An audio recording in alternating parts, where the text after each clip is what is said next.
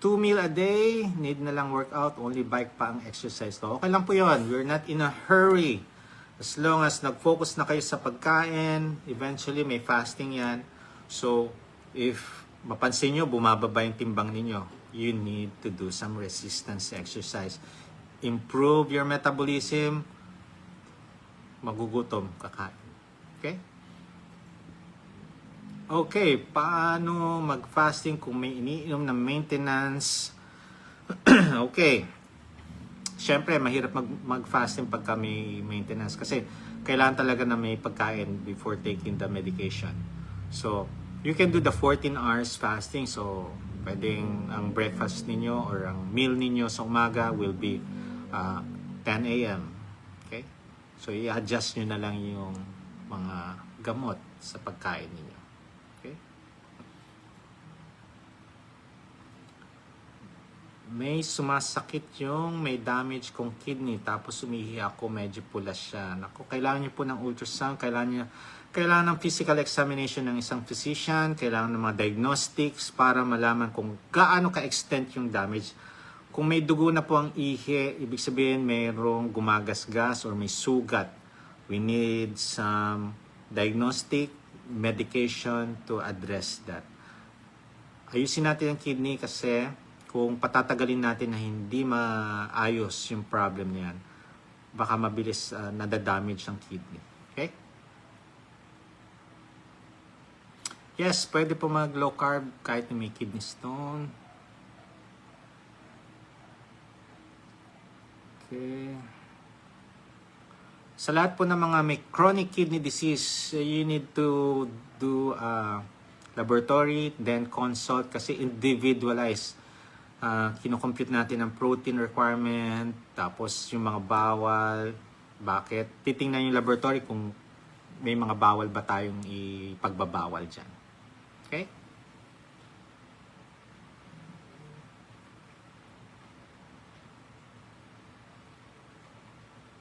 Pwede kaya mag-request ng change insulin? Ang request po, kailangan consultation. No? Need consultation first para ma-address kung ano yung mga concern ninyo. Okay? Okay, aba, ganda ng sugar mo 75, 105.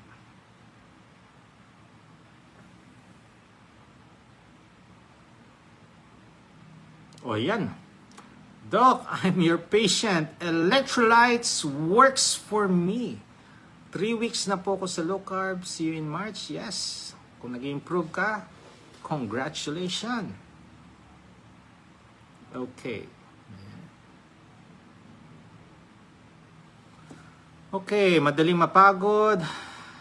If you're parang nagtututo ang nagala-gala ko. Hindi ko maintindihan yan. Kung palagi kayo napapagod, baka dehydrated po kayo. So, sip your electrolytes. Kung hindi pa rin nawawala yung pagod ninyo, baka gutom, you need to eat. Kung hindi pa rin nawawala, bawal ang puyat. Nagpupuyat kayo sigurado yan. Okay? Okay.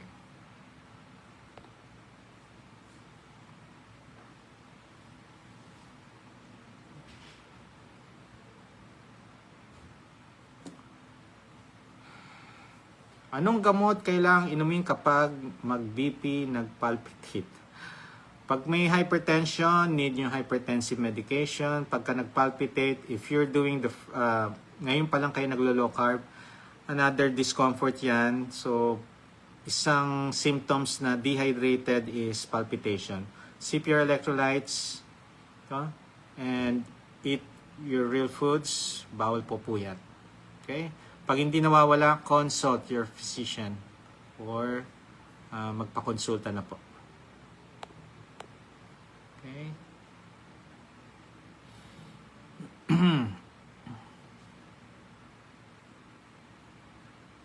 Lab test ko lahat, sakto na mula nung nag-LC ako. Congratulations. Imagine mo yan. Okay.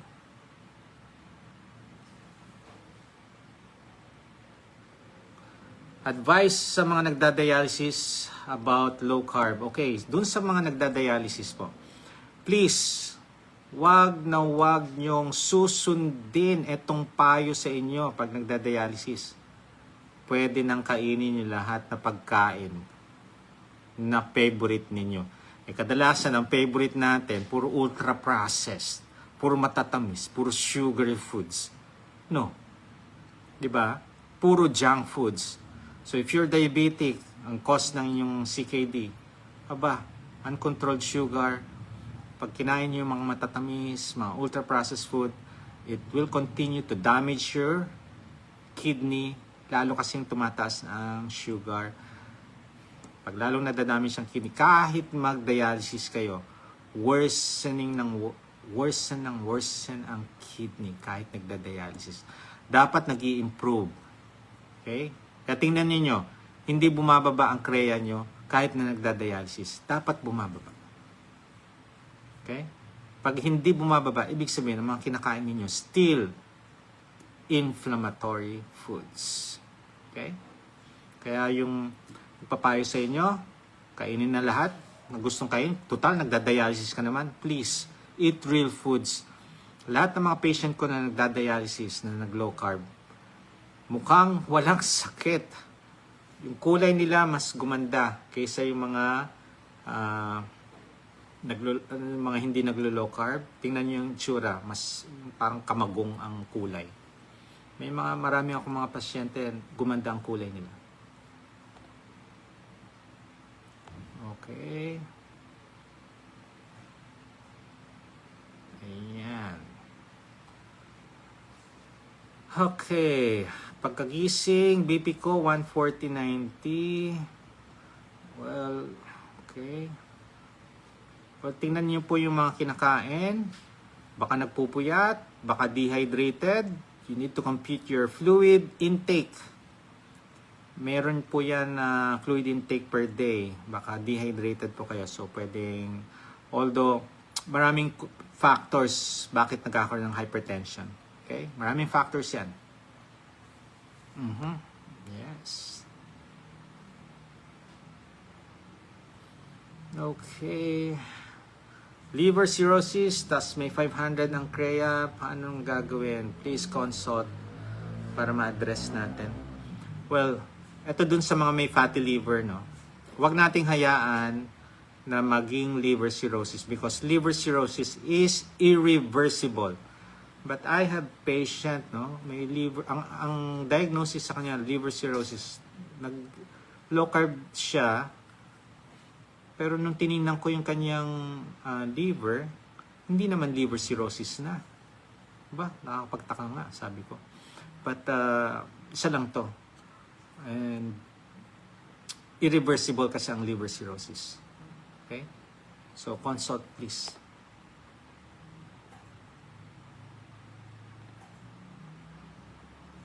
Okay. Okay, jasmine tea, high blood, mataas ang bad cholesterol. Okay. Ang mga tea, cocoa, or coffee are diuretics. If you are starting lang sa low carb, iwas muna tayo dyan. Okay? Pag nag-adapt na kayo sa low carb, siguro pwede na. 1 to 2 cup per day lang. Okay? Ngayon, kung nahihirapan kayo matulog, mas maganda chamomile tea.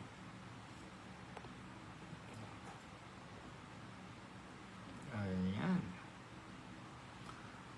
Doc, bakit ang tatay ko hindi agad nabababa ang sugar? Naku, tanungin ninyo. Nag-cheat siguro. Kung naglo-low carb yan, tapos hindi pa rin bumababa ang sugar, baka nag-cheat. Or maraming mga factors bakit hindi bumababa ang sugar. Insulin resistant pa rin, Down phenomenon, stress, cortisol, nagpapataas ng ano. Baka may iniinom na mga steroids, nagpapataas din ng sugar. So maraming factors, kailangan individualized, titingnan natin ang pasyente. Okay. Anong dapat gawin pag may leg cramps, 5 months na naglo-low carb, sip your electrolytes, apply cold compress kung mainit, warm compress pag malamig. Okay?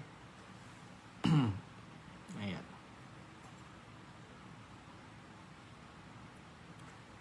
Okay, paano nyo malalaman na may may problem tayo sa, halimbawa, magkakaroon ba tayo ng kidney stone? Tingnan niyo yung urinalysis. Pag may mga crystals or may mga buhangin, signal na yan. You need to address your fluid intake. Yung mga concentrated fluids, umiwas muna. Mag-focus kayo sa water and electrolytes. Pag may buhangin ng ihi, ano ito? Kung may oxalate, kung mayroong amorphous urate, amorphous phosphate. Kung may mga crystals yan, prone kayo na magkaroon ng kidney stone. So, address natin ang fluids, umiwas sa mga gulay na high in oxalate. Iwas tayo doon. Okay. Nangingimay ang kamay. So, are you diabetic? So, pwedeng isang complication yan. If you are dehydrated, mangingimay talagang kamay. So, kadalasan sa mga naglo-low carb, na dehydrate sila. You need to drink your fluid intake. Kino-compute po yan base sa inyong timbang. Okay, mataas ang uric acid, fluid intake. Majority of uric acid is produced by our liver. Paano na lumalabas yan sa katawan natin? Through our kidney. Na-flush out niyan. So, ayusin natin ang fluid intake natin. Lessen your fructose, no? Ano pa? Ayun. 1/3 kasi sa pagkain. 2/3 ng uric acid galing sa katawan natin.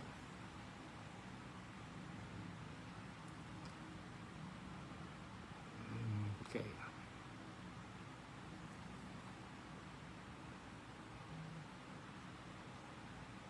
Ayan.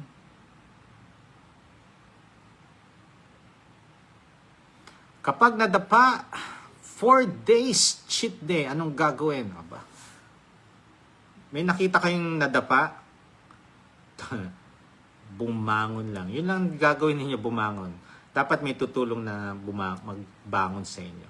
So, kung nahihirapan na kayong bumalik, magpa-guide, magpa-monitor.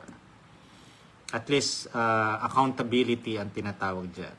So, grabe, cheat day, 4 days straight. Ba? Enjoy ang cheat day. Okay? Bangon lang po. Okay?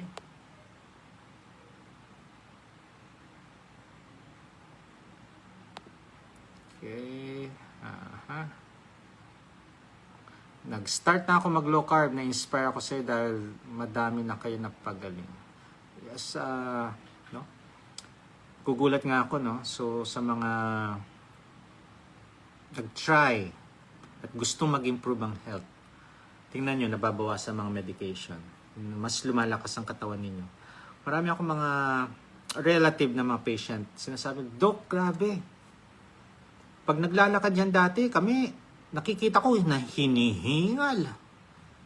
Nung nagbawas, nagtanggal ng mga high carbs, nung nag-low carb, hindi na hinihingal. Imagine. Maraming improvement. Kaya, yung mga naglo-low carb, dun nila nakikita ang improvement. Dun sa mga hindi naglo-low carb, hindi nyo mararamdaman yung nararamdaman ng mga naglo-low carb.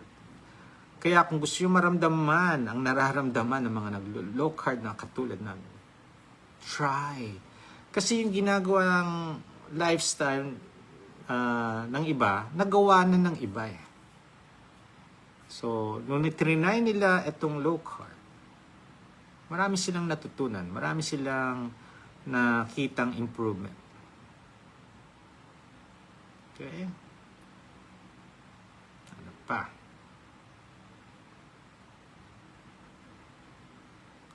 Okay. Nag-try ako mag-no rice, CKD3, kaso parang nanghihina, nag-hypogly. Okay.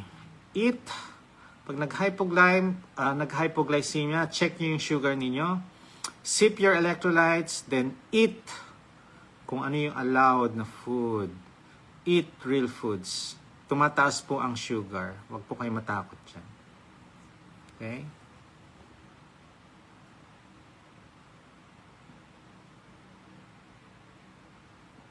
Okay, ano pa?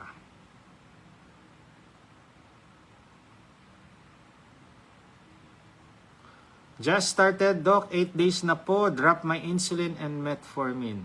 Okay, observe nyo yung sugar ninyo. Ang mahalaga dito, dapat doktor yung nag-adjust ng mga medications ninyo. Ha? Hindi kayo. Dapat yung physician, yung endocrinologist nyo, your diabetologist, or your internist ang nag-a-adjust. Huwag po kayo ang nagbabago ng inyong medication. Okay? Doc, diabetic po ako. Nagkaroon ako ng retinopathy. Ito yung nabubulag. Sabi ng doktor, laser, nag-start na po ako mag-low carb. Lilinaw na pa po kaya ito, Doc? Well, kung tama po ang ginagawa ninyo ng paglo-low carb, may mga patient kami na blind na to, ha? Sobrang tuwa niya. Bakit? Nakaaninag siya ng shadow. Nung una, black, as in black. Tapos ngayon, shadow. Try ninyo. Kayo po mismo ang sasagot sa katanungan na yan. Kayo po. Okay? Okay. Try nyo muna. Lahat ng mga health conditions natin, health concern, when you change your lifestyle, we'll see after 2-3 months, no, sa mga ultrasound, after 6 months, titingnan natin. May mga nag-i-improve. Okay, mag-alala. Pag tama ang ginagawa ninyo, healthy foods ang kinakain ninyo, alam natin, mag-i-improve ang health natin. Okay. Ano pa? Doc, ano po ba ang tamang low carb na gagawin ko dahil 12 years na po? Imagine, no? 12 years na. So, yung mga medications na iniinom. Well, starting lahat ng mga sugar, ultra-processed food, start kayo doon. Tanggalin nyo. Sunod, tinapay, pansit, pasta, noodles, ultra-processed. Sunod yun. Rice. Sige. Kung usually, pagka mga 70 years old and above, hindi ako masyadong strict. So, they can have 50 to 100 grams of carbohydrates. Pero meron ako mga patient, gusto talagang matanggal yung insulin, gusto talagang matanggal ang oral meds. Sabi niya, Doc, gusto ko matanggal lahat yan. Total, nakamonitor ka, nakaguide. Teach me how to do strict low carb. Okay. In 2 months time, tanggal insulin tsaka oral meds. Imagine nyo, 74 years old. Nakaya niya. Pero iba-iba bawat tao. May iba kaya, may iba hindi. Kaya pagka mga 70 and above, hindi ko inaano ang strict low carb. Gradual, yes. Kasi may mga improvement din naman. Pag moderate to liberal low carb, nag-i-improve din ang sugar. Tatanggalin lang natin yung mga ultra-processed, mga sweetener, mga sugar. They can have 50 to 100 grams of carbohydrates. Nag-i-improve din ang sugar nila. Kaya, depende sa pangangatawan nila. Kaya nga, yung iba, when you do this lifestyle change, you will definitely evolve to a better you. Nag-i-improve ang sugar, nag-i-improve ang BP, pangangatawan mo mag-i-improve, your pananaw mo sa buhay, mas gumaganda. Imagine mo, nakaka-save ka dahil nababawasan ang gamot, nag-i-improve ang health mo, nakakatuwa, ang saya. Kaya, low carb sa US 2026 dietary food pyramid, sa aking opinion, mag-i-improve ang health natin when we do this. Kaya sa lahat po na nakikinig, to be the best version of yourself, you need to adapt. Please adapt para mag-evolve tayo to a better us. Ingat po kayo dyan. God bless. Bye!